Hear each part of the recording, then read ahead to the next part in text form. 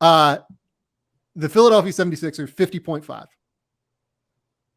I have no real idea what to do with this number because a lot of it depends on what James Harden is. Sure. Like my immediate reaction is over because I think that part of me thinks that like they might not totally care about the regular season. They might just like kind of coast through and get to the playoffs because that's really all they're going to be judged on. But part of me also thinks Joel really wants an MVP. And part of me thinks that Tyrese Maxey is ready for a jump. And like, here's the other thing. James Harden. Well, like also James Harden was only with them for 22 games last year. Yeah. Or 21 or something like that. I can't remember what, but like was not there for long last year. So they didn't get like a ton of, value out of him and still won 51. So I like adding DeAnthony Melton. I think that was an underrated acquisition. I think that was a really good use of a draft pick. Like if you're talking about like a team right now that needs to win. Yeah. I thought that was a really nice draft night move. I'm still kind of surprised the Grizzlies did that, but obviously they want to clear some space for their guys. But wanted to clear some space for David Roddy. There you go. Hey, I would change my tune on the Grizzlies if you told me Kenneth Lofton Jr. plays all 50 games, 25 minutes a game for his two-way. Kenneth Lofton Jr. is a winner. Winner. Sixth man of the year, Kenneth Lofton Jr. on a two-way.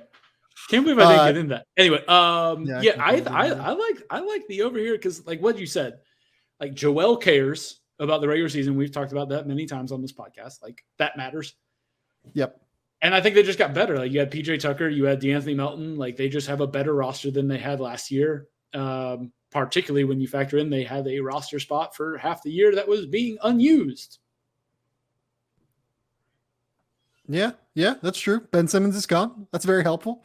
The Philadelphia 76ers also acquired PJ Tucker. They also went out and got Daniel House, who's like not a terrible wing. He's like a good Trevlin Queen for whatever. He might not make the roster though.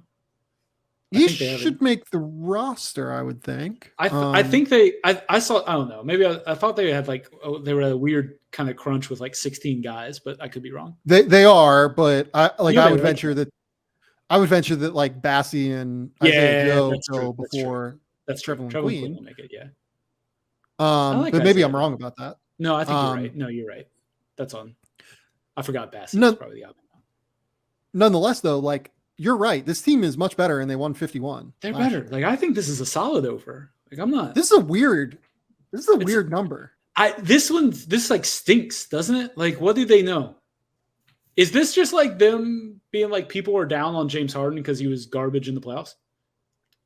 I feel like I feel like people just think James Harden's bad now. This number, the more you think about it. What am I missing with this number? That's dude. I don't. This is an over for me. I'll put it on the board. This is a clear over. On the board. Right.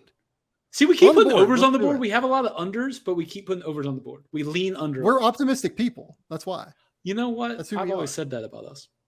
Yeah, the two of us. Very optimistic.